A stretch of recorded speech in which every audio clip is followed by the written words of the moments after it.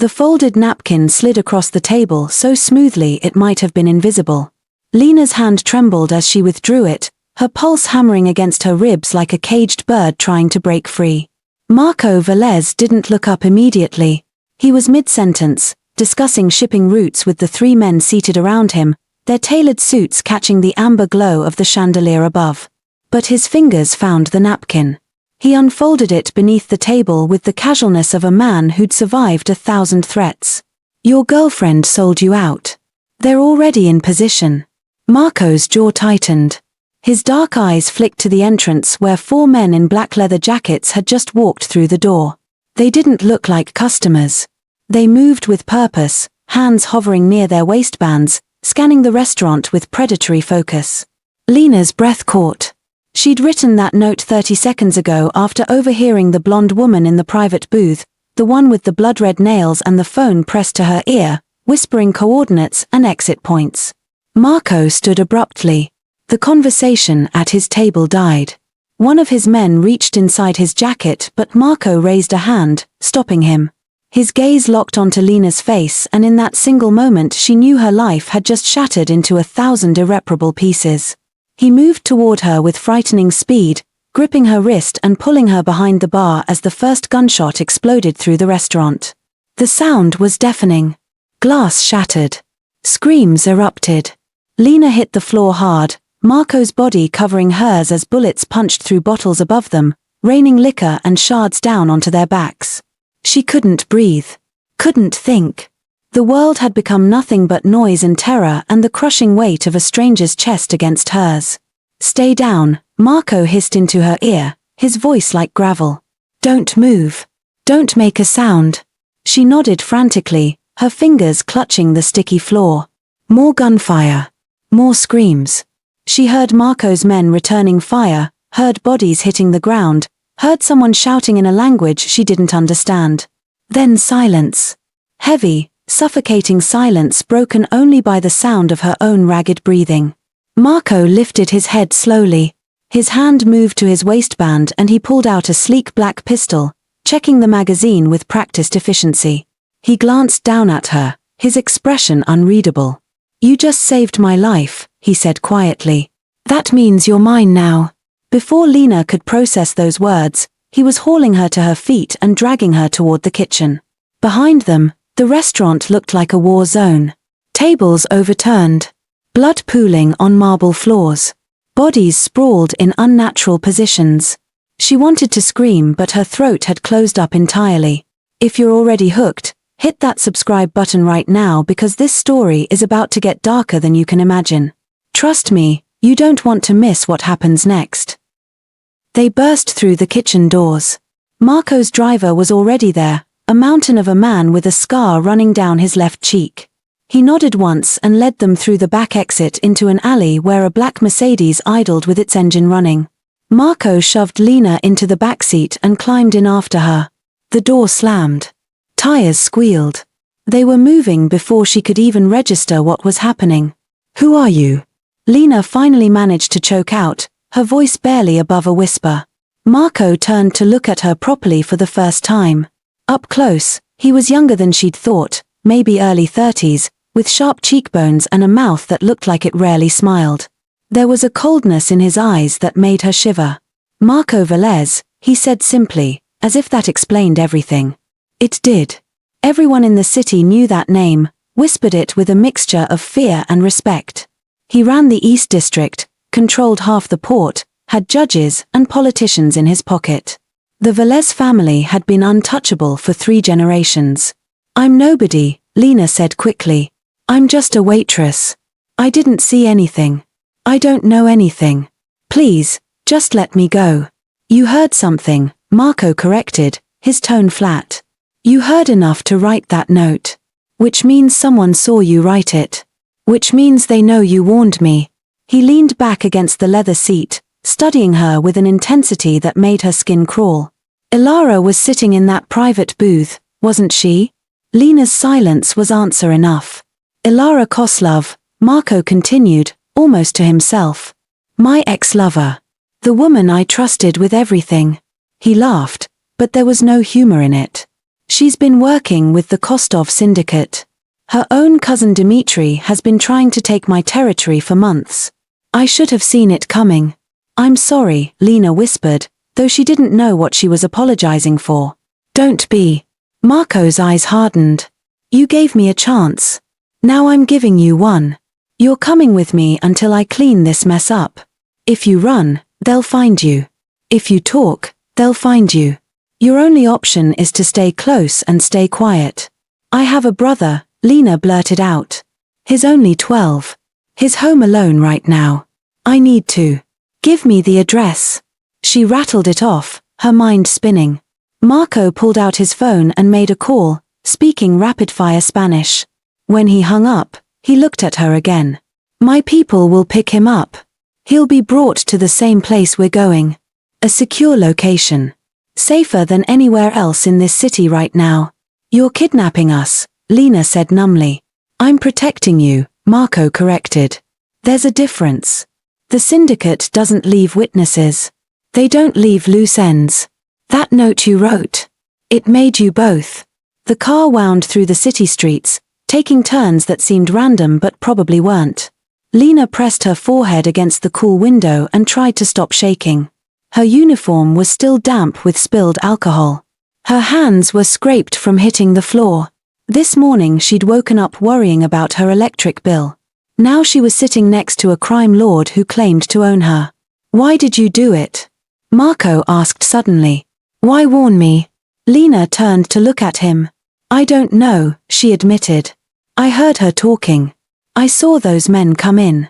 I couldn't watch someone die. Even someone like you. Someone like me, Marco repeated softly. You think you know who I am?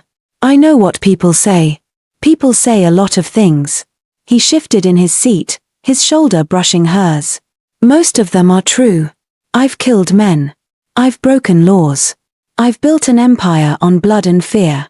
But I've also protected this district. I've kept the real monsters out. The ones who deal in human trafficking and child exploitation. The ones like Dmitri Kostov who would burn this city to the ground if it meant profit. You're asking me to see you as the good guy? No, Marco said. I'm telling you that good and bad are luxuries for people who don't live in the real world. You just stepped into my world, Lina Park. And in my world, survival is the only thing that matters. How did he know her name? She'd never told him. But of course he knew. Men like Marco Valez knew everything about everyone who crossed their path. It was how they stayed alive. The Mercedes pulled into an underground parking garage, descending several levels before stopping in front of a private elevator. Marco got out first, scanning the area with practiced wariness before nodding to Lina. She climbed out on shaking legs, following him into the elevator. The doors closed. Classical music played softly as they ascended. Penthouse level, Marco said. Bulletproof windows. Reinforced doors. 24-hour security. Your brother will have his own room. You'll have yours. There are rules, but they're simple. Don't leave without permission. Don't use your phone. Don't contact anyone from your old life. Not yet. For how long? Until I've dealt with the Kostov problem. His expression was grim. Could be days. Could be weeks. The elevator opened directly into a sprawling apartment that looked like it belonged in a magazine.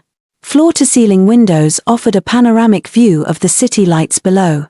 Modern furniture in shades of grey and black. Abstract art on the walls. A kitchen that gleamed with stainless steel and marble. It was beautiful and cold and utterly impersonal. Your room is down that hallway, second door on the right, Marco said, loosening his tie. There are clothes in the closet that should fit. Bathroom is stocked. Help yourself to anything in the kitchen. This is insane, Lina said, her voice cracking. This whole thing is insane. Welcome to my life. Marco poured himself a drink from a crystal decanter, downing it in one swallow. Your brother should be here within the hour. Try to act normal when he arrives. Kids sense fear. You want me to act normal? After everything that just happened? Marco set down his glass and crossed the distance between them in 3 strides. He was suddenly close enough that she could smell his cologne, something expensive and woody. His hand came up to cup her chin, forcing her to meet his eyes. "Listen to me very carefully," he said, his voice low and dangerous. "You're scared. I get that. But your fear is going to get you killed if you don't control it. The people who came after me tonight won't stop. They'll keep coming. And they'll use anyone connected to me as leverage. That includes you now. So you have two choices. Fall apart and become a liability. Or toughen up and survive." Lina jerked her chin free. "I didn't ask for this."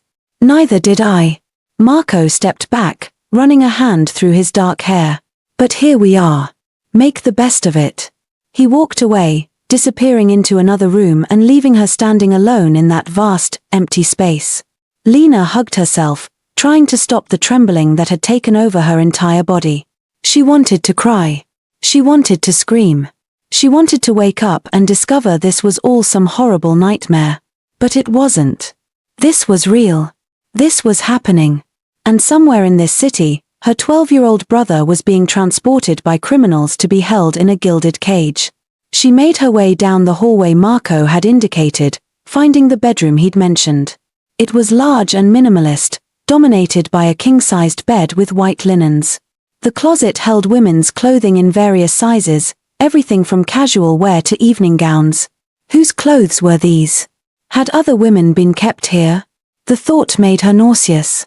Lina peeled off her stained uniform and stood under a scalding shower until her skin turned pink. She scrubbed herself raw, trying to wash away the feeling of those bullets flying past her head, the weight of Marco's body pressing her into the floor, the metallic scent of blood. But some stains went deeper than skin. She dressed in jeans and a soft sweater, then sat on the edge of the bed and waited. Her phone was in her purse, which was still at the restaurant. Not that it mattered. Marco had made it clear she couldn't contact anyone anyway. What would she even say? "Hi Mom, I accidentally saved a Mafia boss and now I'm being held in protective custody with my 12-year-old brother. Don't worry, though. The penthouse is nice." Her mother had died 3 years ago. Cancer. Quick and brutal. Their father had left when Lina was 8 and Noah was just a baby. She'd been raising him alone ever since, working double shifts at the restaurant to keep them fed and housed. Every decision she'd made for the past 3 years had been about keeping Noah safe. And now she'd put him in the most dangerous situation imaginable. The sound of voices in the main room made her jump. She hurried out to find Noah standing near the entrance, flanked by 2 men in dark suits. Her brother's eyes were wide with confusion and fear, his backpack clutched to his chest like a shield. "Lina." His voice was small and uncertain. "What's going on?" "These men showed up and said you needed me. They wouldn't let me call you. They just..." "It's okay, Noah. Come here." Lina rushed over and pulled him into a tight hug, breathing in the familiar scent of his strawberry shampoo. "It's okay. I'm here. You're safe." "Why are we here? Who are these people?" "Lina, you're scaring me." "I know, baby. I know." She looked over his head at Marco, who had emerged from his office. He nodded curtly to his men and they left, the elevator doors closing behind them with a soft chime. "You must be Noah," Marco said, his tone markedly gentler than it had been with Lina. "I'm Marco. Your sister is helping me with something important and I wanted to make sure you were both safe while she does. This is my home. You're welcome to anything you need." Noah pulled back from Lina's embrace, studying Marco with the blunt assessment only children possess. "Are you a bad guy?" "Noah." Lina gasped. But Marco smiled.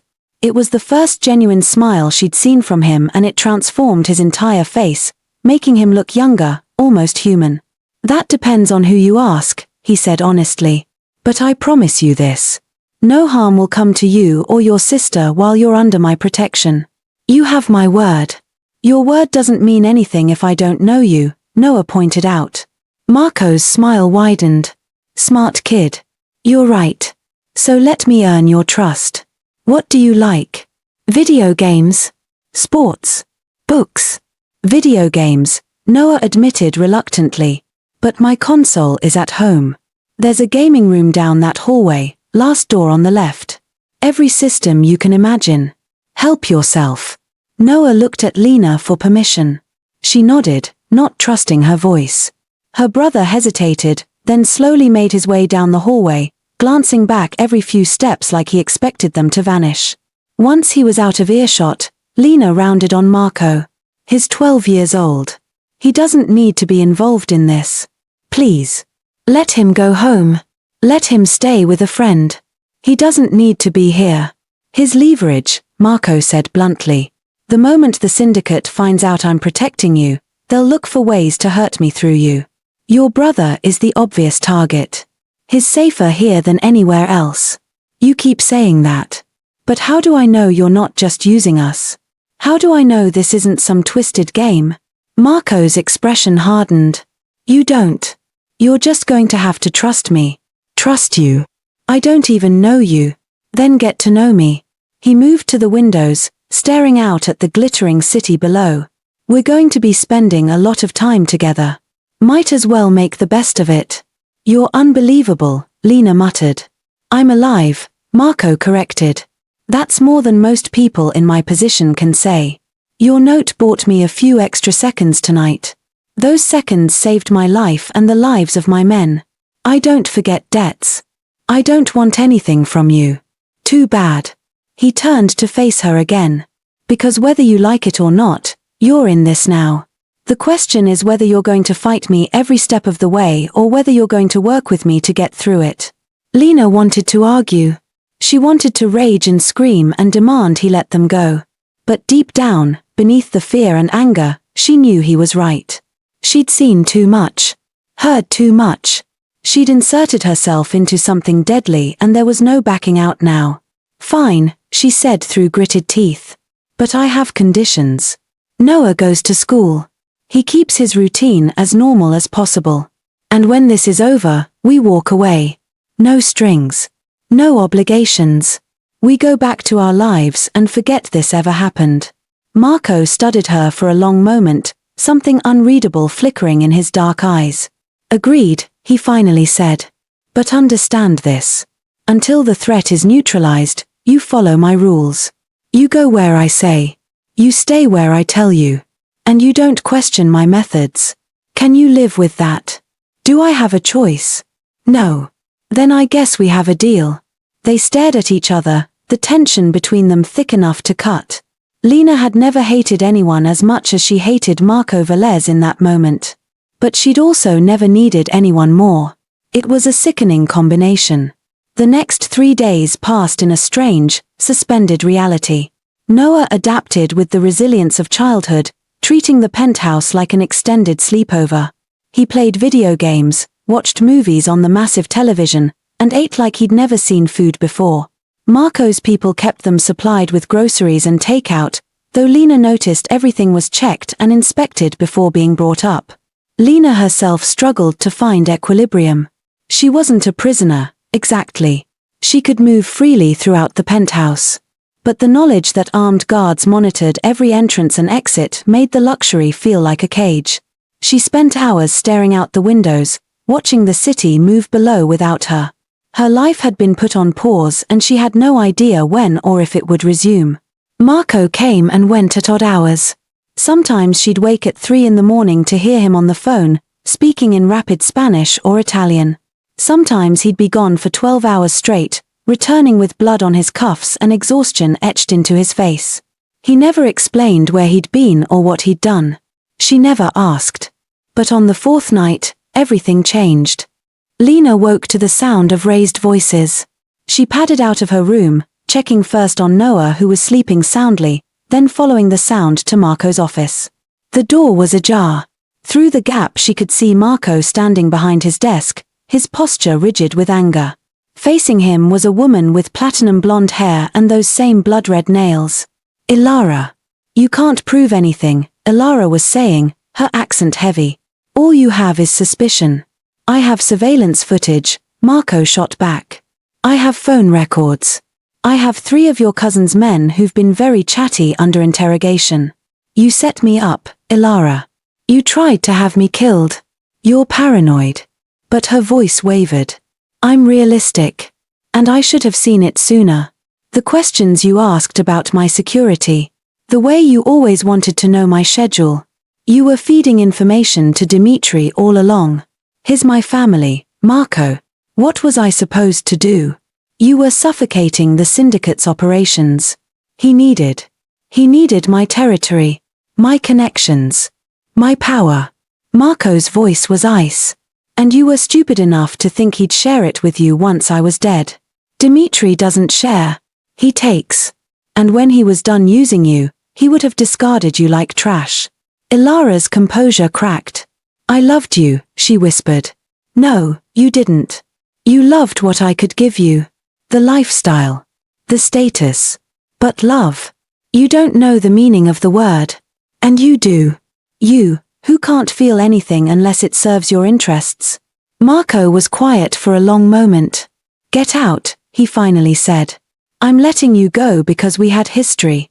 But if I see you again, if you come near my territory or my people, I won't be so merciful. Your people? Ilara laughed bitterly. Is that what you're calling that little waitress now? I saw the way you looked at her, Marco. You're going soft. It's going to get you killed. Get out. Ilara left, brushing past Lina without acknowledging her. The front door slammed. Silence descended like a weight. Lina stood frozen, her heart pounding. She should go back to her room. Pretend she hadn't heard. But her feet carried her forward instead, through the open office door. Marco stood with his back to her, his hands braced on the desk. His shoulders were tight with tension. How much did you hear? He asked without turning around. Enough. Then you know what we're dealing with. Dmitry Kostov wants me dead. His cousin tried to make it happen. Now she's a liability to him too. He'll probably have her killed within the week. And that doesn't bother you, should it? Marco finally turned to face her. He looked exhausted, lines of strain bracketing his mouth. She tried to have me murdered, Lina. She put your life in danger. Noah's too. Why would I mourn her? Because you loved her once. I thought I did. I was wrong. He moved to pour himself a drink, then seemed to think better of it and set the glass down empty. Love is a weapon in this world. It's something people use against you. The moment you care about someone, you've given your enemies a target. That's a lonely way to live. It's a smart way to survive. Lina crossed her arms, studying him. Is that why you're doing this? Keeping us here, protecting us? Because you don't care and it's just strategic? Marco's jaw tightened. Go back to bed, Lina. Answer the question. It's not that simple. Yes, it is. Do you care what happens to us or are we just chess pieces? He closed the distance between them in 2 strides, and suddenly they were standing too close, the air crackling with something dangerous and electric. His eyes searched hers, looking for something she didn't understand. You want the truth? His voice was low, rough. I don't know. When you slipped me that note, you were just a stranger doing something unexpectedly brave. Now you're in my home. Your brother is down the hall playing games I bought him. And every time I close my eyes I see those bullets flying past your head and I wonder what would have happened if I'd been 1 second slower. Lina's breath caught. Marco. I'm not a good man. I've done things that would make you sick. But you're different. He trailed off, shaking his head. Forget it. Go back to bed. But she didn't move. Couldn't move. Something had shifted between them, something fragile and terrifying. For just a moment, he wasn't the cold crime lord who dragged her into this nightmare. He was just a man, exhausted and conflicted and dangerously close to showing her something real. What did Ilara mean? Lina asked softly. When she said you were going soft? Nothing. She was just trying to hurt me. Was she wrong? Marco's hand came up to cup her cheek, his thumb brushing across her skin with surprising gentleness. I don't know, he admitted. Maybe. Probably. But right now, I don't care. He leaned in and for one heart-stopping moment Lina thought he was going to kiss her. Part of her wanted him to. Part of her was screaming at her to run. But before either could happen, his phone rang, shattering the moment like glass. Marco stepped back, the walls slamming back into place. He answered the call, his expression shuttering into its usual controlled mask. What is it? A pause. His eyes went cold. When? Where? I'll be there in 20 minutes. He hung up and looked at Lina. There's been a development. I need to go out. Stay inside. Don't open the door for anyone except the men you've already met. Understand? What kind of development? The kind I get paid to handle.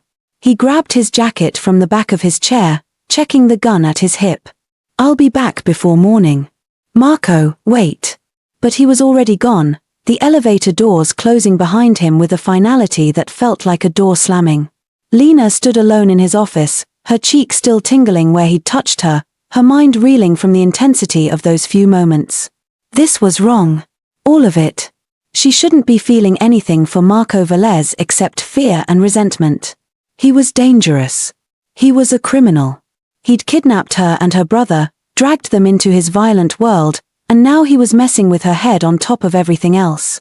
But God help her, when he'd looked at her like that, when his guard had dropped for just a second, she'd seen something underneath the ice. Something wounded and lonely and almost human. And it terrified her how much she wanted to understand it. Lina went back to her room but didn't sleep. She lay in the dark, listening to the city sounds filtering up from far below, and tried to figure out how her life had spiraled so completely out of control. One note. One impulsive decision to warn a stranger. And now nothing would ever be the same. Marco returned just after dawn, moving quietly through the apartment. Lina heard him and got up, finding him in the kitchen making coffee. His shirt was torn and there was a fresh cut above his eyebrow. What happened? She asked. He didn't turn around. Nothing you need to worry about. That's not an answer. It's the only one you're getting. He poured coffee into 2 mugs, sliding one across the counter to her. Dimitri made a move against one of my warehouses. We stopped him. End of story. How many people died? Does it matter? Yes, Lina said firmly. It matters. Marco finally looked at her, and the exhaustion in his eyes was profound. 3 of his. 1 of mine. Satisfied? I'm not satisfied with any of this. Join the club. He took a long drink of his coffee, wincing as it hit the split in his lip she hadn't noticed before. You should go back to bed. Get some sleep. I can't sleep. She moved around the counter, reaching up to examine the cut on his forehead without thinking. You need to clean this. I've had worse. That doesn't mean you should ignore it. She found the first aid kit under the sink, pulled out antiseptic and gauze. Sit down. Lina. Sit. Down. To her surprise, he obeyed, sinking onto one of the bar stools with a sigh. She dampened the gauze and began cleaning the wound, aware of how close they were, how intimate this felt. Marco sat perfectly still, watching her face as she worked. Why are you doing this? He asked quietly. Because someone should. She applied antibiotic ointment with careful fingers. And apparently everyone around you is too scared or too smart to get this close. You should be scared of me. I am. She met his eyes. But I'm also here. And you're bleeding. So shut up and let me help. The corner of his mouth twitched. You're bossy. You're difficult. Fair point. They fell into silence as she finished patching him up. When she was done, she stepped back, suddenly aware of how her hands were shaking. The adrenaline of the past few days was catching up with her, making her feel unsteady and raw. Thank you, Marco said. Don't thank me. Just, try not to get shot next time. I'll do my best. He caught her wrist as she turned to go, his grip gentle but firm. Lina, wait. I need to tell you something. What? We found a mole in my organization. Someone feeding information to the syndicate. That's why they've been one step ahead. His expression was grim. It's someone close. Someone I trusted. And until I figure out who, no one is safe. Not even here. The words sent ice through her veins. What are you saying? I'm saying I need to move you and Noah. Somewhere more secure. Somewhere no one knows about. Where? A safe house outside the city. It's isolated but comfortable. You'll have everything you need. For how long?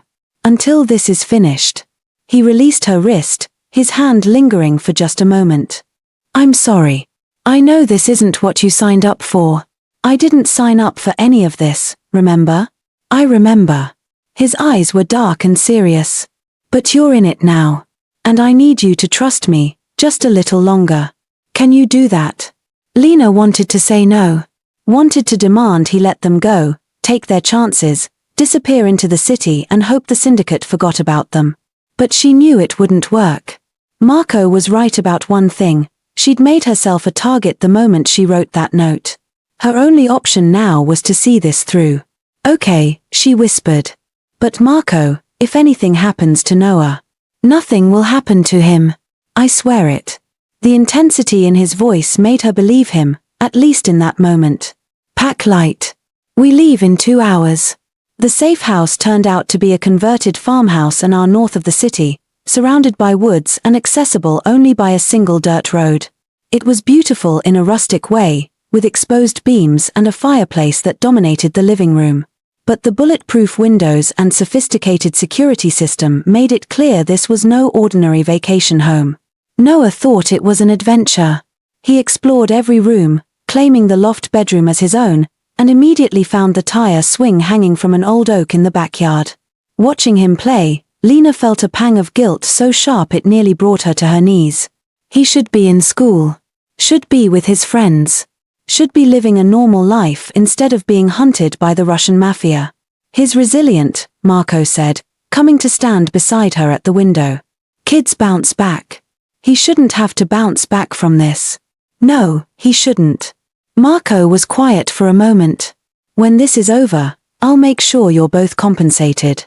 Money for his education. Whatever you need to rebuild. Blood money. Better than no money. He turned to look at her.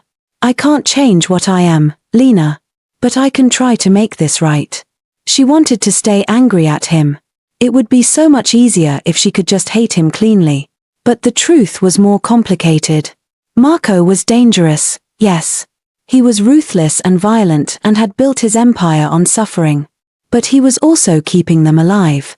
He'd been nothing but honest with her, in his own brutal way. And there were moments, like now, when she caught glimpses of something underneath the armor. Something almost decent. Tell me about your family, she said impulsively. Marco's expression closed. What about them? How did you become this? Were you born into it? He was quiet for so long she thought he wouldn't answer. Then, my grandfather started the organization in the 50s. My father expanded it. When I was 16, a rival family tried to take us out. They killed my mother. My sister. Left my father crippled. I was supposed to die that night too, but I survived. His voice was flat, emotionless. So I learned to be harder than my enemies. Colder. More ruthless. I took over the family business and I made sure no one would ever be stupid enough to come after us again. I'm sorry, Lina said softly. For your mother and sister. It was a long time ago. That doesn't make it hurt less. Marco looked at her then, really looked at her, and something in his expression cracked. No, he agreed quietly. It doesn't. They stood together in the fading afternoon light, two people from completely different worlds, bound together by violence and chance. Lina knew she should maintain distance. Should keep him at arm's length emotionally. But it was getting harder every day. That night, after Noah had gone to bed, Lina found herself unable to sleep again. She wandered downstairs to find Marco sitting in the living room, nursing a glass of whiskey and staring into the fire. He looked up when she entered. Can't sleep, he asked. Too much on my mind. She sat on the opposite end of the couch, curling her legs under her. Do you ever sleep? Not much. Not well. He took a drink. In my line of work, sleep is dangerous. You let your guard down and someone takes advantage. That sounds exhausting. It is. He offered her the bottle. Want some?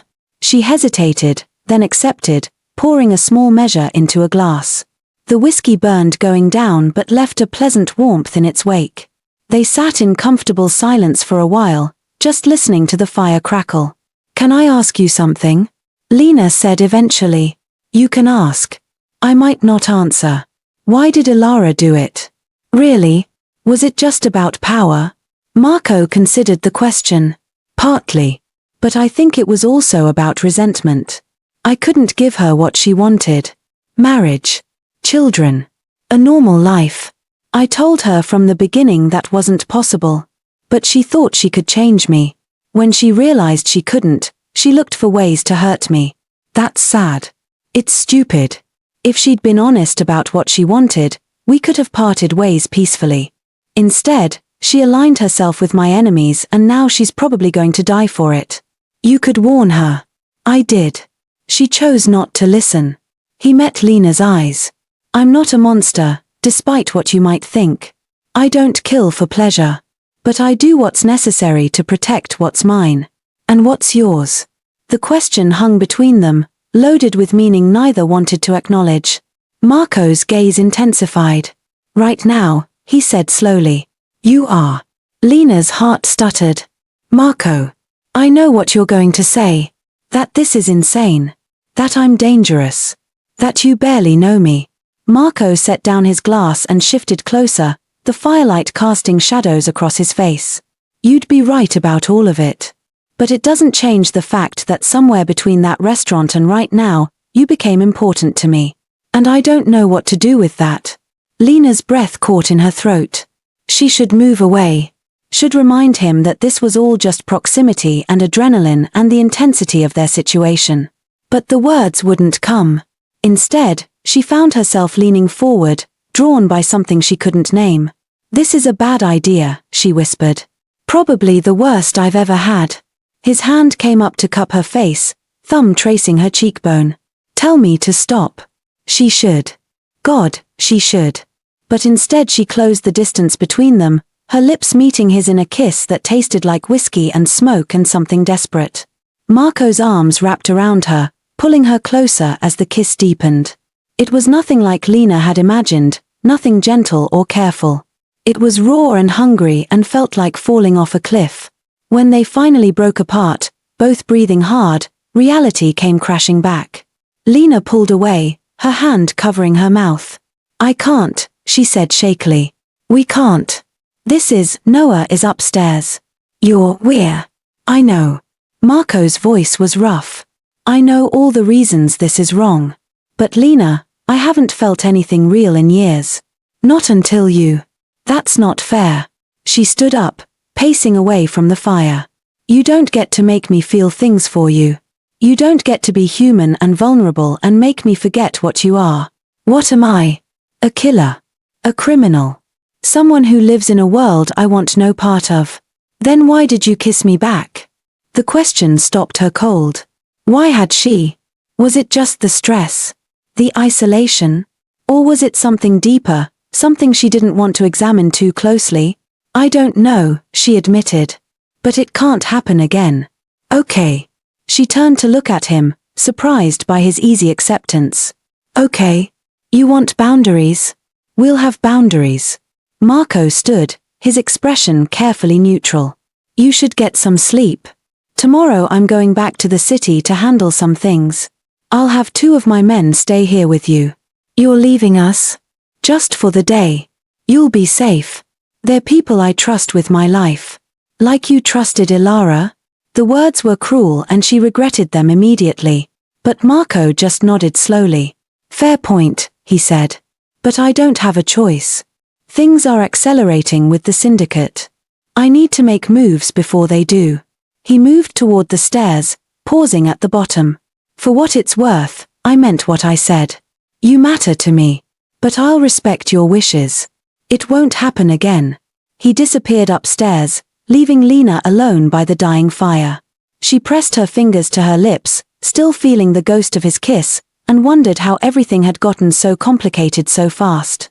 The next morning, Marco left before dawn. Lina woke to find him gone and 2 men she'd never seen before standing guard outside. They introduced themselves as Victor and Chen, both ex-military, both utterly professional. They made it clear they were there to protect, not to interact, which suited Lina fine. Noah spent the morning exploring the woods around the property, carefully supervised by Chen, who seemed surprisingly good with kids. Lina tried to keep herself busy with cleaning, cooking, anything to stop thinking about the kiss and what it meant. But her mind kept circling back to the feeling of Marco's arms around her, the desperation in his voice when he'd said she mattered to him. It was late afternoon when Victor's radio crackled to life. He stepped outside to take the call, his expression grim when he returned. "We need to move you," he said without preamble. "Pack quickly. Just essentials." "What's happening?" Lina's pulse spiked. "The safe house has been compromised. Boss's orders. We have a secondary location ready." "Compromised how? I thought no one knew about this place." "Apparently someone did." Victor's hand rested on the gun at his hip. "We need to go. Now." Lina called for Noah, her hands shaking as she threw clothes into a bag. This was wrong. All of it. They'd been here less than 24 hours. How could the syndicate have found them so quickly unless the mole Marco mentioned was closer than anyone thought? She grabbed Noah as he came running inside, pulling him close. "We're going on another adventure, okay? Stay close to me. Do exactly what I say. Is something wrong?" "I hope not, baby. I really hope not." They followed Victor to a black SUV parked behind the house. Chen was already in the driver's seat, engine running. Victor opened the back door for them, scanning the tree line with professional wariness. That's when Lina saw it. A red dot dancing across Victor's chest. "Get down," she screamed, shoving Noah to the ground as gunfire erupted from the woods. Victor went down first, blood blooming across his shirt. Chen tried to return fire, but there were too many of them, shadows emerging from between the trees. Lina covered Noah's body with hers, praying harder than she'd ever prayed in her life. Then a black Mercedes came roaring up the dirt road, tires spitting gravel. The door flew open and Marco was there, gun in hand, laying down covering fire. "Get to the car," he shouted. "Now." Lina didn't think. She grabbed Noah and ran, bullets kicking up dirt around their feet. Marco's driver, the scarred man from that first night, was at the wheel, already reversing. Marco shoved them inside and threw himself in after them, still firing out the open door. They peeled away from the safe house, leaving Victor's body and Chen fighting desperately behind them. Lina clutched Noah, who was sobbing into her shoulder, and tried to process what had just happened. "How did they find us?" she demanded once they'd put some distance between them and the gunfire. "You said this place was secure. It should have been." Marco's face was a mask of fury. "Someone told them. Someone in my inner circle. Victor. Victor's dead protecting you. It wasn't him." Marco pulled out his phone, making a call. "Matteo. Lock down everyone. I mean everyone. No one leaves the compound until I get back. And find me Carlos. Now." He hung up, his jaw tight. "I'm going to find out who did this and I'm going to kill them myself." "Where are we going now?" Lina asked, trying to keep her voice steady for Noah's sake. "My personal residence. The one even most of my organization doesn't know about." Marco looked at her brother, his expression softening slightly. "Hey, Noah. You did good back there. Listened to your sister. Stayed calm. That takes courage." Noah lifted his tear-stained face. "Is Chen dead too?" "I don't know yet. But he's trained for situations like that. If anyone can make it out, it's him." It was a lie. They all knew it. But Noah needed to hear it, and Marco understood that. They drove for 2 hours, winding through back roads until they reached a gated property on the coast. The house was smaller than the penthouse, more like a normal home, though the security was just as tight. Marco got them inside quickly, doing a sweep of the rooms before allowing them to settle. He checked windows, tested locks, made calls to people whose names Lina didn't recognize. By the time he was done, night had fallen and Noah had cried himself to sleep on the couch. Lina covered her brother with a blanket and then turned to find Marco watching her with an expression she couldn't read. "I'm sorry," he said quietly. "I thought I'd kept you far enough off the radar. I was wrong. Someone close to you betrayed us. That's not your fault. It is my fault. I brought you into this world. I should have known the risks. Marco, I need to show you something." He pulled out his phone, bringing up a video file. This is surveillance from the penthouse. From 3 days ago. Watch carefully. Lina took the phone, her stomach sinking as she watched footage of Marco's office. She saw herself entering after overhearing the conversation with Ilara. Saw herself talking to Marco. And then, in the background, barely visible, she saw a figure slip into the office after they'd both left. The person went straight to Marco's desk, photographed documents, and disappeared. Who is that? Lina asked, though something in her gut already knew. My cousin. Sophia. Marco's voice was hollow. I've known her since we were children. She's family. I trusted her with everything. Why would she betray you? Money. Power. The usual reasons. He took the phone back, staring at the frozen image of Sophia's face. Dimitri must have offered her something substantial. My territory, probably. Partnership in the syndicate. What are you going to do? Marco's eyes met hers, and for the first time, she saw something close to pain in them. What I have to do. What I've always done. I'm going to eliminate the threat. You mean kill her? Yes. The single word hung between them, stark and final. Lina wanted to argue, to tell him there had to be another way. But in Marco's world, there probably wasn't. Betrayal meant death. It was the only language people understood. When? She asked. Tomorrow. I'm meeting her at neutral ground. She thinks she's being clever, playing both sides. She doesn't know I've figured it out yet. He moved to the window, staring out at the dark ocean. After tomorrow, this will be over. Dimitri will have lost his inside source. His operation will collapse. And you and Noah can go home. Home. The word sounded strange, almost foreign. Could they really go back to their old life after everything that had happened? Could Lina serve coffee and smile at customers and pretend she hadn't watched people die? Pretend she hadn't kissed a mafia boss and felt her world shift on its axis? What if it's not over? She asked quietly. What if Dimitri comes after us anyway? What if? He won't. Marco turned back to face her. I'm going to make sure of that. Permanently. You're going to kill him too. If necessary. He crossed the room, stopping just in front of her. I know you hate what I am. What I do. But this is the only way to keep you safe. Can you accept that? Lina looked up at him, at this complicated, dangerous man who'd somehow become entangled in every part of her life. She should say no. Should tell him to find another way, any other way. But she was tired of fighting. Tired of being scared. And God help her, she trusted him to do what needed to be done. Okay, she whispered. But after tomorrow, I need answers. Real ones. About everything. Deal. Marco reached out slowly, giving her time to pull away, and brushed a strand of hair from her face.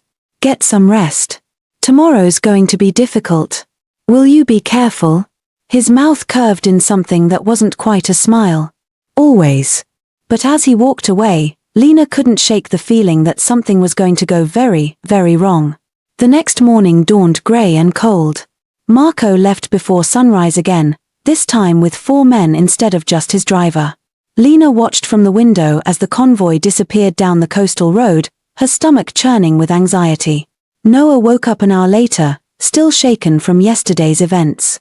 She made him breakfast and tried to act normal, but he wasn't fooled. Are we going to die? He asked bluntly, pushing eggs around his plate. No, baby. We're not. But those men yesterday, they were trying to kill us, weren't they? Lina couldn't lie to him. He was too smart, had seen too much. Yes.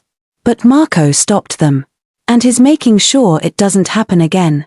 Is Marco your boyfriend? The question caught her completely off guard. What? No. Why would you think that? I see how he looks at you. And how you look at him. Noah shrugged with the casual perceptiveness of children. You like him. It's complicated. Because he's a criminal. Because everything about this situation is impossible and confusing and I don't know what I'm doing. Lina rubbed her face tiredly. But yes, partly because of what he is. He's not all bad though, Noah said thoughtfully. Bad people don't protect strangers. They don't make sure kids are okay. He could have just killed those guys and left us behind. But he didn't. Out of the mouths of babes. Lina pulled her brother into a hug, marveling at his resilience. When did you get so wise? I've always been wise. You just don't listen. She laughed despite everything, the sound feeling strange and rusty. They spent the morning playing cards and watching movies, trying to pretend this was a normal day. But Lina couldn't stop checking her phone, waiting for word from Marco. It came at 2 in the afternoon. A text, brief and cryptic, "It's done. Coming home." Relief flooded through her, so intense it made her dizzy. He was alive. It was over. They could finally. The sound of cars approaching made her freeze. Multiple engines, moving fast. She looked out the window and her blood turned to ice. 5 black SUVs were pulling up to the house. But they weren't Marco's vehicles. "Noah, run," she screamed. "Back door, now." But it was too late. The front door burst open and men poured in, armed and efficient. Lina tried to shield Noah, but someone grabbed her, wrenching her arms behind her back. Another man grabbed Noah, who was screaming her name. "Let him go." Lina thrashed wildly. "He's just a kid. He has nothing to do with this." Silence. The voice was accented, coldly amused. A man stepped through the doorway, tall and blonde with ice blue eyes. "You must be the famous Lina Park. The waitress who thinks she can play in my world." "Dmitry Kostov," Lina breathed. "The one and only." He smiled, but it didn't reach his eyes. "And you, little dove, are going to help me kill Marco Valez. I won't help you do anything." "Oh, I think you will."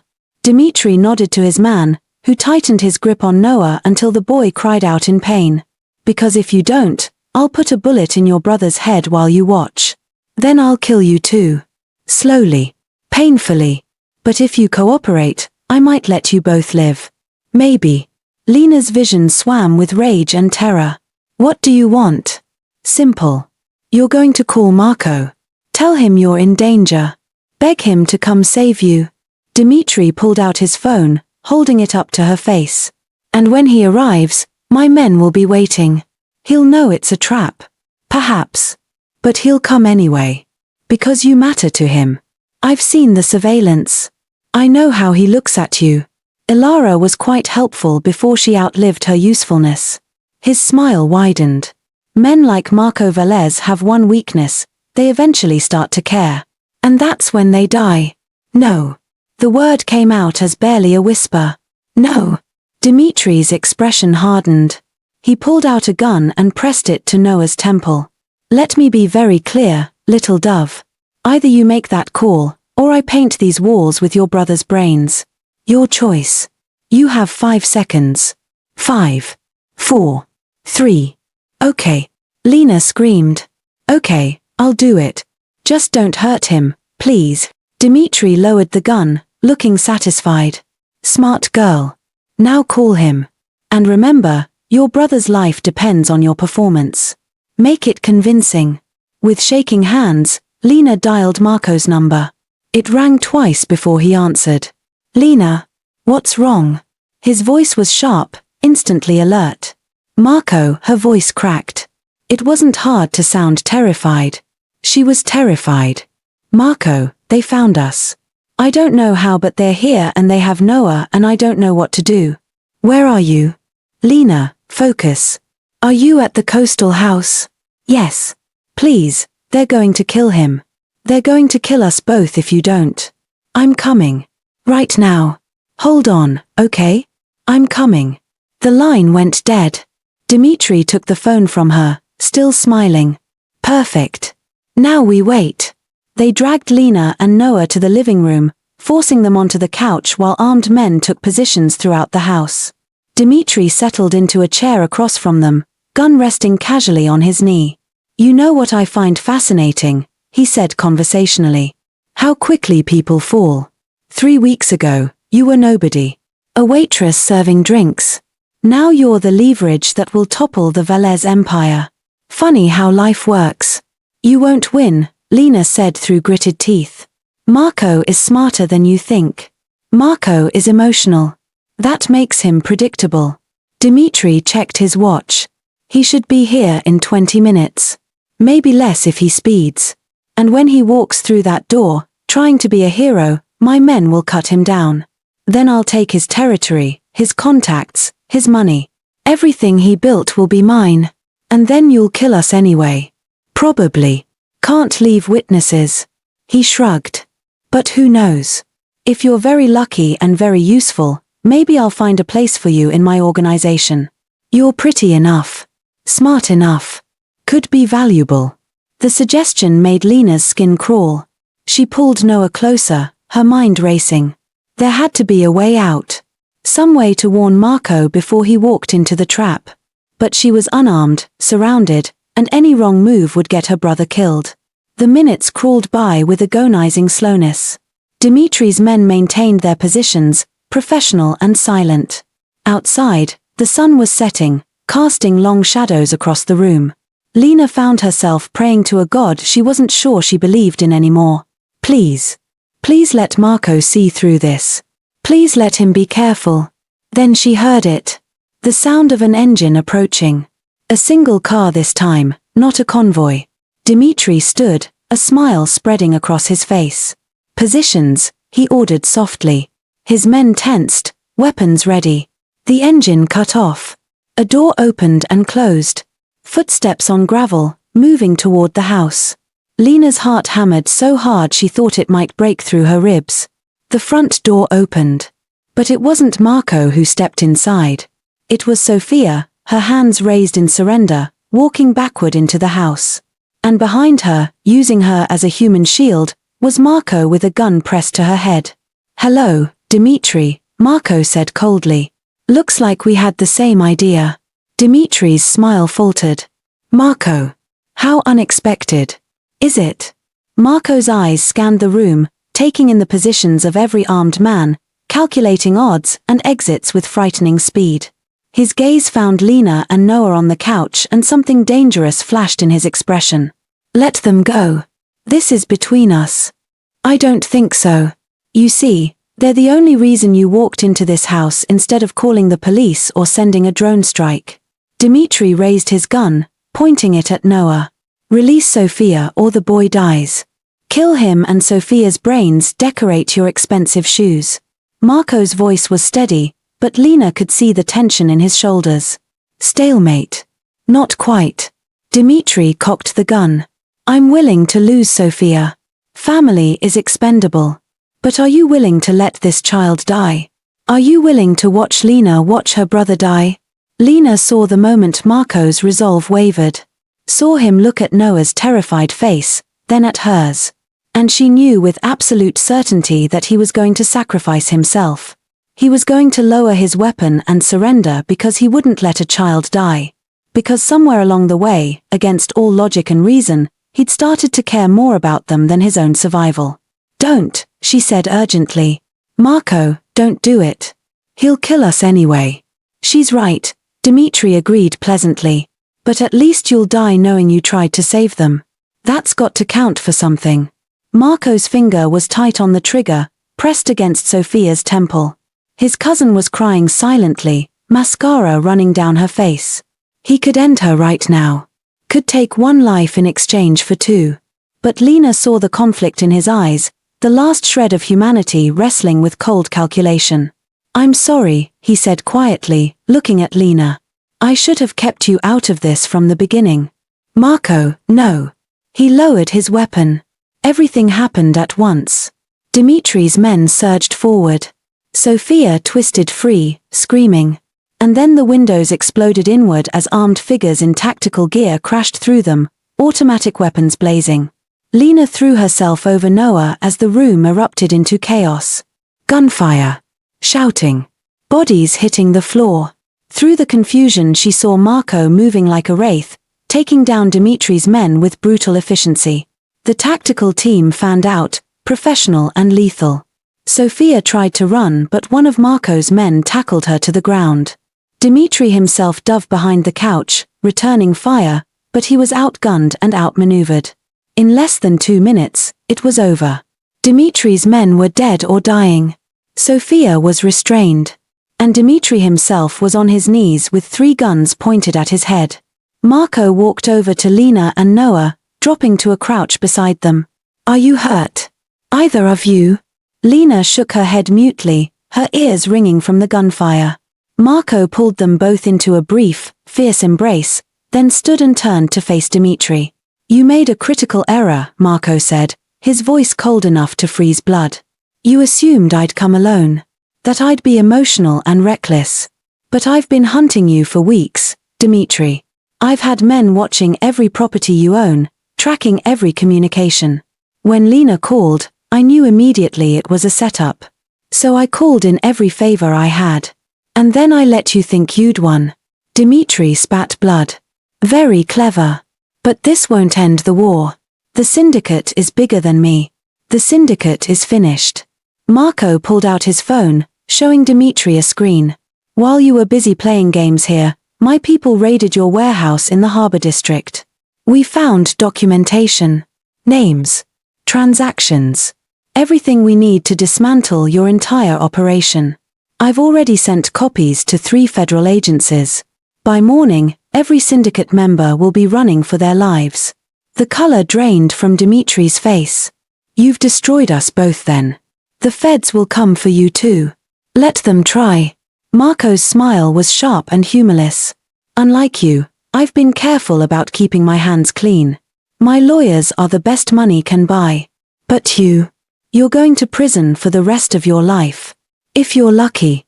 He nodded to his men, who hauled Dimitri to his feet and dragged him toward the door. Sophia was next, still crying, still pleading for mercy that wouldn't come. Within minutes, the house was empty except for Marco, Lina, Noah, and 2 guards. Marco holstered his weapon and turned back to them. For the first time since the shooting started, he looked human again. Exhausted and relieved and something close to shaken. "It's done," he said simply. "It's really done." Lina stood on trembling legs, still holding Noah's hand. "You used us as bait," she said, her voice flat. "You knew this would happen. You let us be terrified because it made the trap more convincing." Marco's expression tightened. "I had men surrounding the property from the moment I knew Dimitri's people were headed here. You were never in real danger. I wouldn't have let anything happen to you. But we didn't know that. Noah had a gun to his head. I thought we were going to die. I know. And I'm sorry. But if Dimitri suspected for even a second that this was a setup, he would have killed you both and disappeared. I needed him to feel confident. Needed him to show all his cards." Marco ran a hand through his hair, frustration evident. "I did what I had to do to end this. By traumatizing a 12-year-old child. By keeping you both alive." Marco's voice rose, then fell again. "You want the truth, Lina? Here it is. I made a choice. Use you to draw out Dimitri, knowing I had you covered, or wait for him to attack again when I might not be ready. I chose the option that guaranteed your survival, even if it meant you'd hate me for it. And I'd make the same choice again." Lina stared at him, torn between fury and understanding. He was right, in his own twisted way. He'd done what was necessary. But God, it hurt. It hurt to realize that even after everything, even after all the moments of connection and vulnerability, Marco was still the cold, calculating operator who would sacrifice anything for the win. "You should have told me," she said quietly. "Would you have been convincing on the phone if you'd known it was a setup?" She wanted to say yes. But honestly, probably not. Dimitri would have sensed something off and adapted. Noah would have died for real. They both would have. Marco's logic was sound even if his methods were brutal. "I want to go home," she whispered. "I just want to take Noah and go home and forget any of this ever happened." Something flickered in Marco's eyes, something that looked almost like pain. "Okay," he said. "I'll have my driver take you. You'll have protection for a few weeks while the federal agencies clean up the syndicate remnants. After that, you're free. No obligations. No strings. Just like you promised. Just like I promised." They stood there, the distance between them feeling like miles even though it was only a few feet. Everything that had built between them over the past weeks, all the complicated feelings and stolen moments, seemed to dissolve in the harsh light of reality. They were too different. Their worlds didn't align. This could never have worked anyway. Thank you, Lina finally said. For keeping us alive. For everything. Marco nodded stiffly. Take care of yourself, Lina Park. You too, Marco Valez. She turned away, taking Noah's hand and following Marco's men out to the waiting car. She didn't look back. Couldn't look back. If she did, she might do something stupid like change her mind. The drive back to their apartment felt surreal, like waking from a fever dream. Nothing had changed in their neighborhood. Same cracked sidewalk. Same flickering streetlight. Same worn door with the lock that stuck. But everything had changed for Lina. She'd seen things, done things, felt things that had altered her permanently. Over the next week, she tried to rebuild her normal life. She went back to work at the restaurant, though it had taken on new management after the shooting.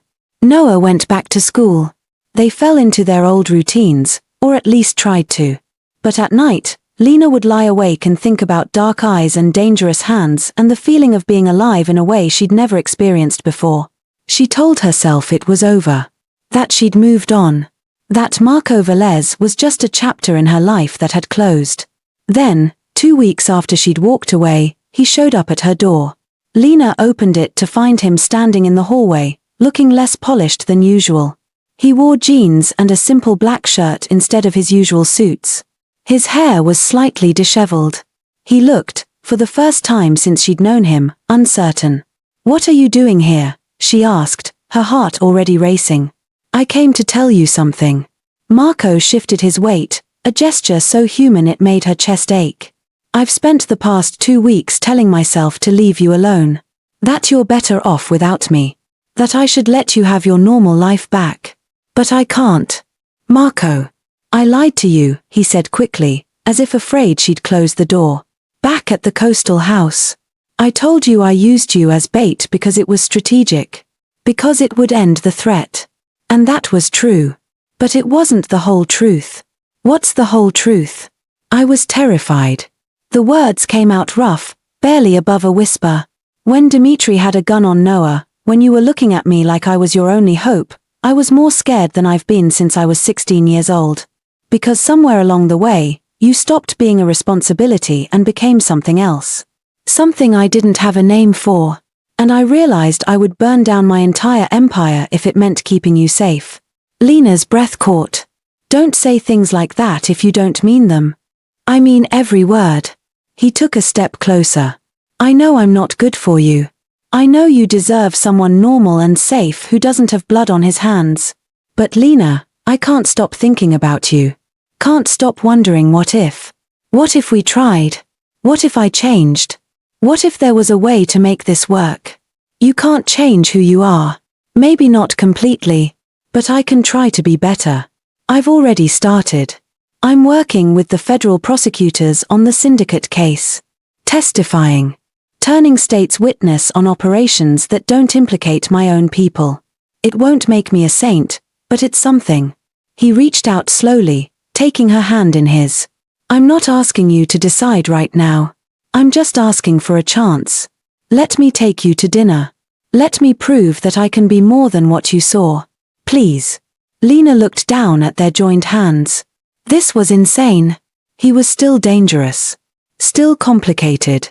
Still everything she should run from. But Noah had been right. Marco wasn't all bad. He'd protected them when he could have abandoned them. He'd been honest, in his brutal way. And when he looked at her like this, vulnerable and hopeful, she saw the man beneath the monster.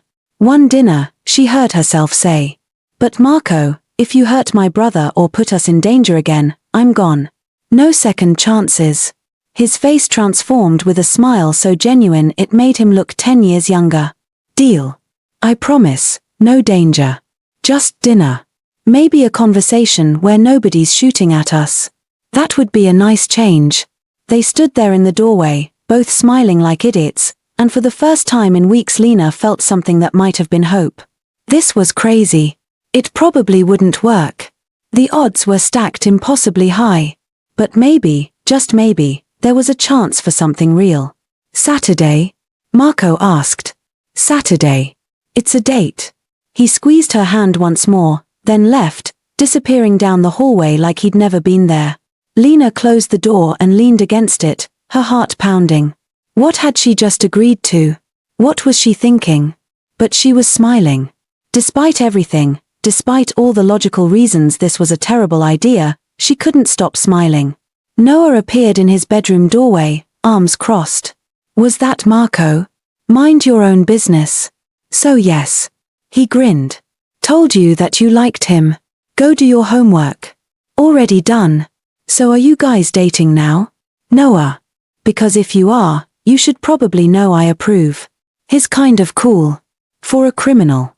Lina threw a couch pillow at him, laughing despite herself. You're impossible. I'm 12. It's my job. He dodged the pillow and disappeared back into his room, leaving Lina alone with her thoughts. This was her life now. Complicated and unpredictable and nothing like she'd planned. But maybe that was okay. Maybe perfect safety was overrated. Maybe sometimes the right choice was the dangerous one. She pulled out her phone, pulling up the contact Marco had left for her weeks ago. Before she could second-guess herself, she typed out a message. Saturday. 7 p.m. And Marco? Don't be late. His response came immediately, wouldn't dream of it.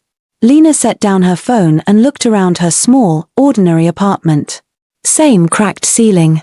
Same second-hand furniture. Same life she'd been living for years. But somehow it all looked different now. Like it was the before picture and something new was waiting just around the corner. She didn't know what would happen next. Didn't know if this thing with Marco had any chance of surviving in the real world. But for the first time since her mother died, since she'd taken on the weight of raising Noah alone, she felt like she was living instead of just surviving. And that, she decided, was worth the risk. 3 months later, Lina stood in Marco's penthouse, looking out at the city lights below. So much had changed. Marco had indeed testified against the syndicate, and while his hands weren't completely clean, he'd managed to negotiate immunity for his cooperation. The Valez organization had restructured, moving away from its most violent operations and toward more legitimate businesses. It was still a criminal enterprise in many ways, but it was evolving. And so was Marco. He wasn't perfect. He probably never would be. But he showed up for dinner every Saturday like clockwork. He'd taken Noah to a baseball game, surprising the boy with dugout seats. He'd met Lina's co-workers at the restaurant and charmed them despite their initial wariness. He was trying. Really trying. You're thinking too loud, Marco said, coming up behind her and wrapping his arms around her waist. I can hear your brain working from across the room. Lina leaned back against his chest, letting herself relax into his warmth. Just thinking about how strange life is. 3 months ago I was terrified of you. Now I'm standing in your apartment wearing your shirt and drinking your expensive coffee. My very expensive coffee, he corrected, pressing a kiss to her temple. That you insist on ruining with sugar. Some of us weren't raised by wine snobs and coffee purists. My grandfather would have loved you. He always said I needed someone who wasn't afraid to challenge me. They stood together in comfortable silence, watching the city wake up. It was early morning, the sun just starting to paint the sky in shades of pink and gold. Noah was still asleep in the guest room. He'd started spending weekends here, had even begrudgingly admitted that Marco's gaming setup was pretty decent. I got an offer yesterday, Lina said quietly. The restaurant manager wants me to be assistant manager. Better hours, better pay. Health insurance. That's amazing. Marco turned her to face him. You should take it. I want to. But it means less flexibility. I wouldn't be able to drop everything if Noah needed me.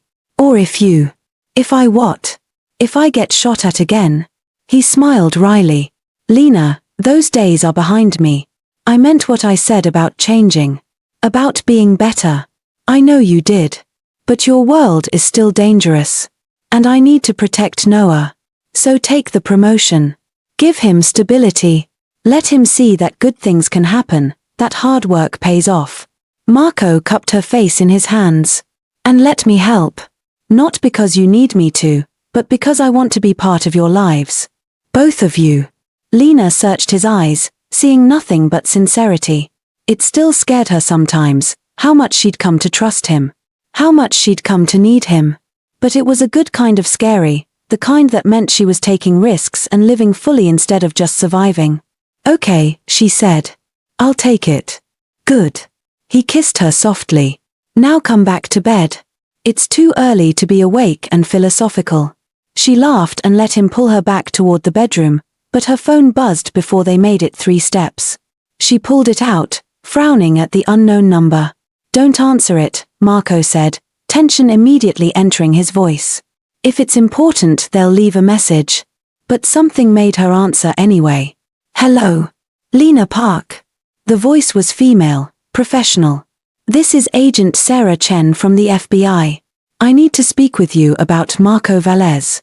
It's urgent." Lina's stomach dropped. She looked at Marco, seeing her fear reflected in his expression. "What about him? We have information that suggests his testimony in the Kostov case may have been incomplete. We need you to come in for questioning. Today if possible." "I don't know anything about his testimony." "Perhaps not. But we have reason to believe you were present during several key meetings. Your cooperation would be valuable." The agent paused. "Of course, cooperation is voluntary. But I should mention that obstruction charges are quite serious." It was a threat, thinly veiled. Lina's hand tightened on the phone. "I need to think about it." "Of course. Here's my number. Call me within 24 hours. The line went dead. Lina lowered the phone slowly, her mind racing.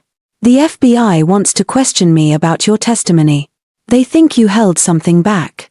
Marco's expression had gone completely blank, his walls slamming back into place. "What did you tell them?" "That I'd think about it." "Marco, what is this? You said you told them everything."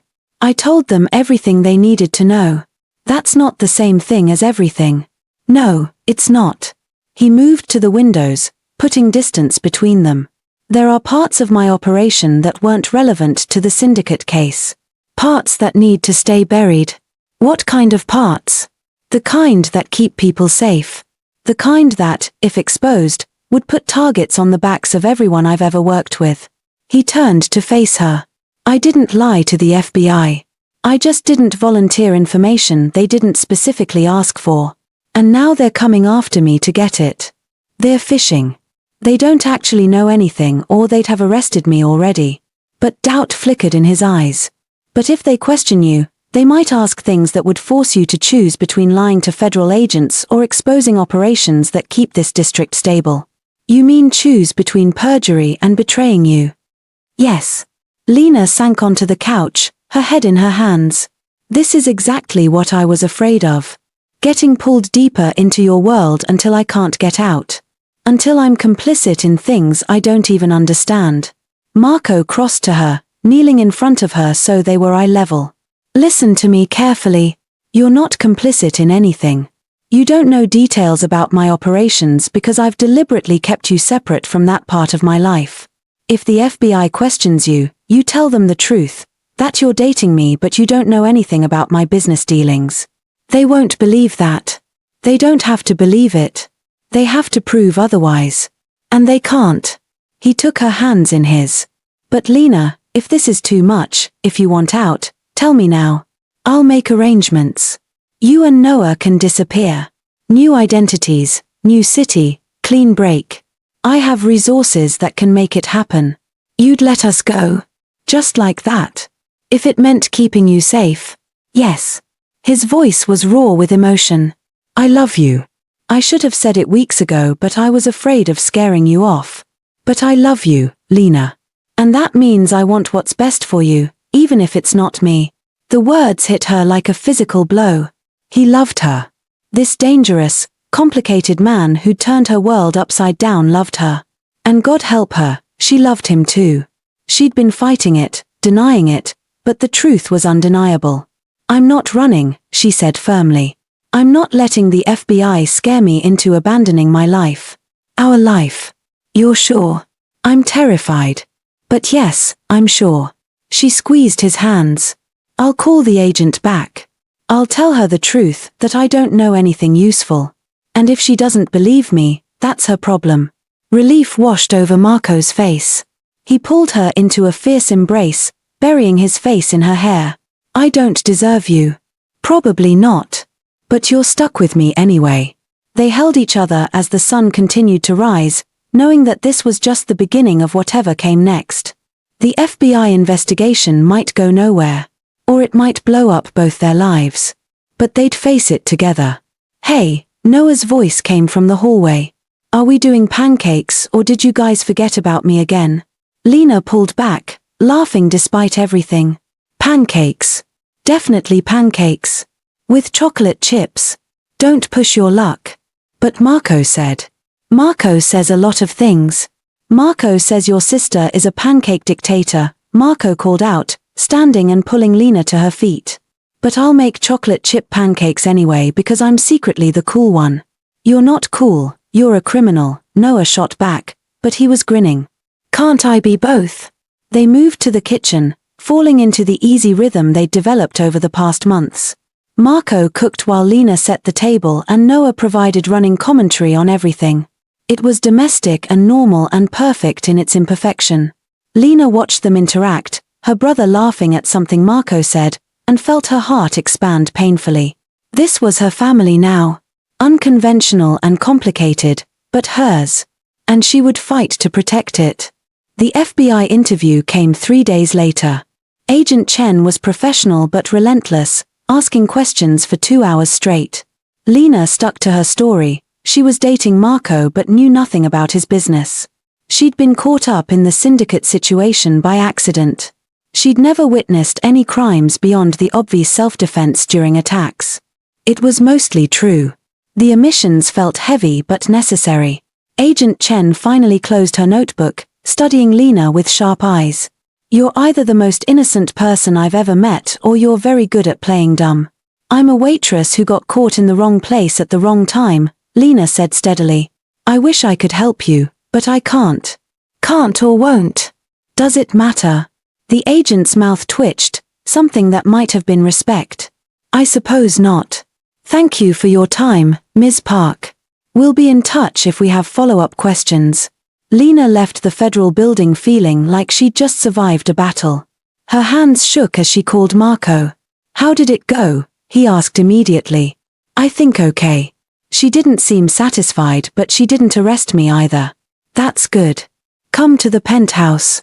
I'm making dinner. You're cooking? Should I be worried? Probably. But come anyway. Lina smiled despite her exhaustion. Give me an hour. When she arrived, she found not just Marco but half a dozen people she'd never met sitting around his dining table. They all went silent when she walked in, studying her with varying degrees of suspicion and curiosity. Lina, these are my advisors, Marco said, moving to stand beside her. I've called them here because we need to discuss the FBI situation. And because I want them to understand that you're not just someone I'm dating. You're family. And anyone who has a problem with that can leave now. No one moved.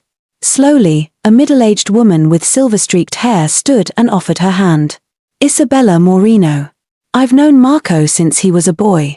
If he trusts you, that's good enough for me. Others followed suit, introducing themselves. Marco's lawyer. His financial advisor. The heads of his various operations. People whose names carried weight in the underworld.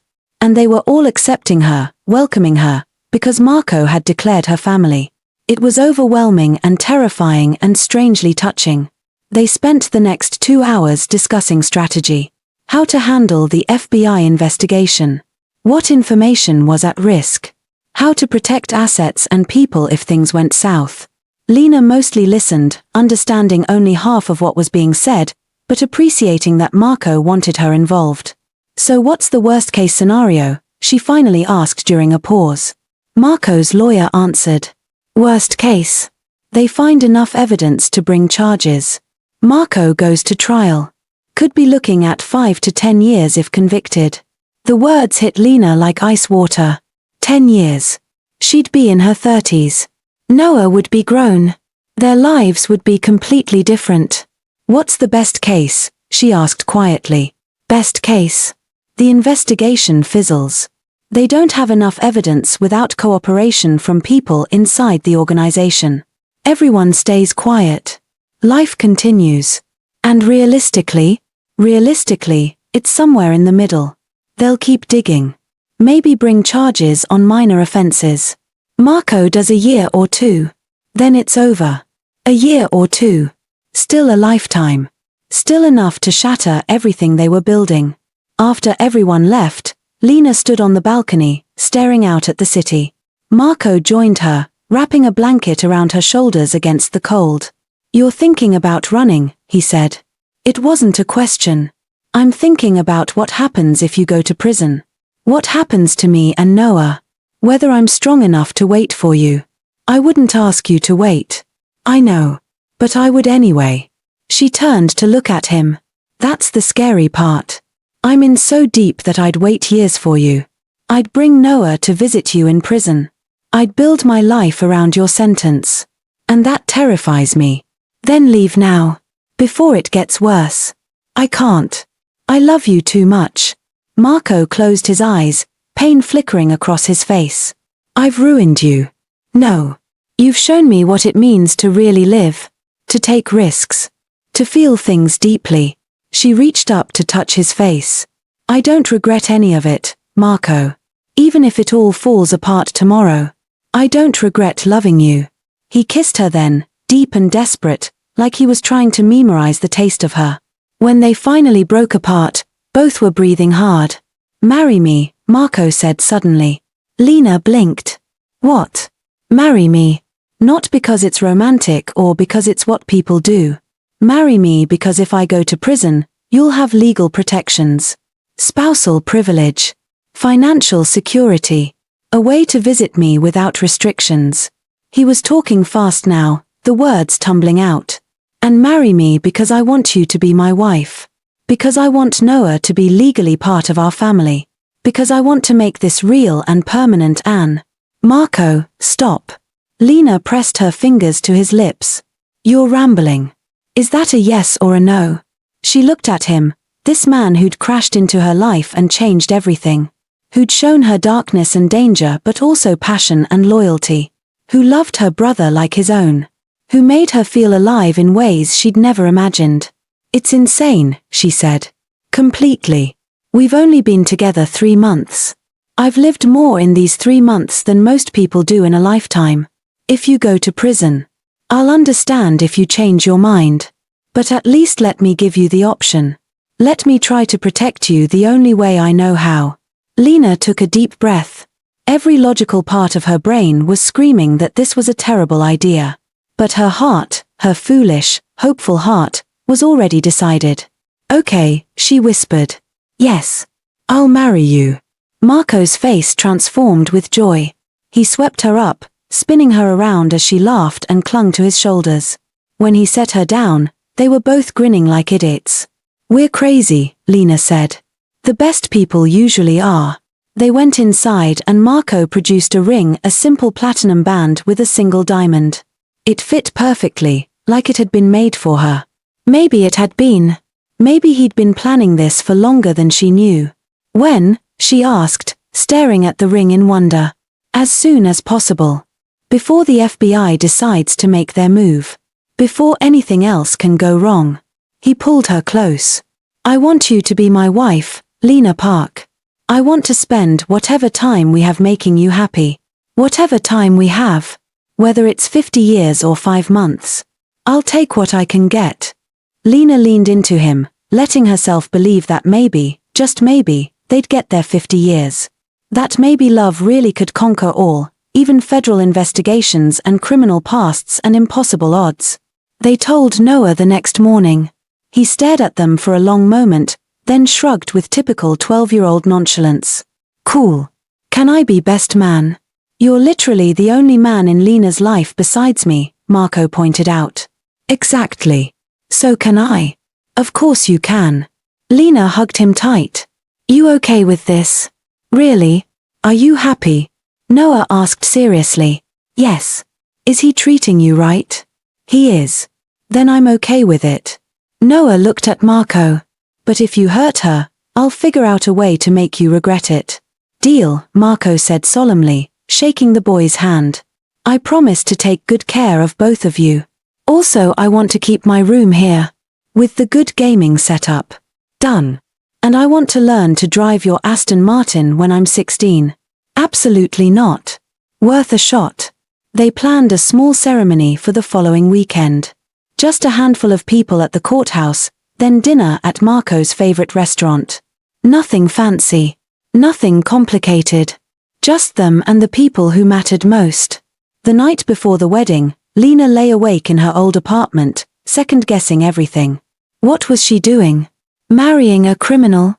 Binding herself to someone who might go to prison? Dragging Noah into this complicated, dangerous world? Her phone buzzed with a text from Marco, having second thoughts? She smiled despite herself. He knew her too well already. Maybe. Are you? Not even for a second. But I'll understand if you don't show up tomorrow. I'll show up. Promise. Promise. I love you, Lina Park. Soon to be Lina Valez. I'm keeping Park, actually. Hyphenating. Even better. I love you, Lina Park Valez. She fell asleep with her phone in her hand, dreaming of tomorrow. The ceremony was simple and perfect. Noah stood beside her in a suit Marco had bought him, trying unsuccessfully to look mature. Isabella served as witness, dabbing at her eyes with a tissue. The judge read the standard vows and Lina meant every word when she promised to love and cherish through sickness and health, good times and bad. When Marco kissed her, sealing their marriage, she felt like she was jumping off another cliff. But this time she knew he'd catch her. The dinner afterward was loud and joyful, filled with toasts and laughter and stories about Marco's childhood that made him groan in embarrassment. For a few hours, they weren't a criminal and a waitress. They were just two people celebrating their wedding, surrounded by family. It was perfect. Everything Lina had never known she wanted. They went back to the penthouse that night, officially living together now. Noah had already claimed his room, spreading his stuff everywhere with territorial satisfaction.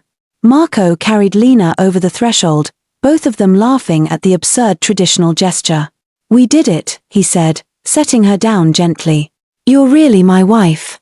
And you're really my husband. How terrifying for both of us. Absolutely terrifying. He kissed her softly. Best decision I ever made. Me too. They stood together in the entryway of what was now their home, holding each other as night settled over the city. Tomorrow they'd face whatever came next, FBI investigations and media scrutiny and the complicated reality of their choices. But tonight, they were just two people in love, married and hopeful and determined to make this work. Thank you, Marco said quietly. For what? For slipping me that note. For being brave when you could have stayed quiet. For seeing something in me worth saving. His voice was thick with emotion. You changed my life, Lina. You changed mine too. She pulled back to look at him. And I don't regret it. Not for a second. They kissed again, deeper this time, full of promise and passion. And later, as they lay tangled together in bed, Lina thought about how strange life was. How one impulsive decision had led to this, to marriage and family and a future she'd never imagined. She'd saved Marco's life that night in the restaurant. But maybe, in some ways, he'd saved hers too. He'd shown her she was stronger than she thought. Braver than she knew. Capable of loving fiercely even in the face of impossible odds. And whatever happened next, whatever challenges they faced, they'd face them together. Because that's what family did. That's what love meant. Not perfection, but commitment. Not safety, but trust. Not happily ever after, but happy right now, in this moment, together. Marco's arms tightened around her as he slept. Lina closed her eyes and let herself believe in tomorrow. Believe in them. Believe that sometimes, against all logic and reason, love really was enough. Outside the window, the city glittered with countless lights, each one a life being lived, a story being told. And somewhere in all that chaos and beauty, Lina Park-Valez had found her place. Found her person. Found her home. The future was uncertain. Dangerous. Complicated. But it was theirs. And that, she decided, was the only thing that mattered. If you made it this far, you're exactly the kind of viewer we love. Hit that subscribe button and ring the notification bell so you never miss another story like this. Drop a comment below and tell me, would you have slipped that note? Would you have taken the risk? And most importantly, do you think Lina and Marco's love can survive what's coming next? Because trust me, this story is just beginning. Like this video if you're rooting for them. And remember, danger never truly disappears. It just waits for the perfect moment to return. Thanks for watching. See you in the next story.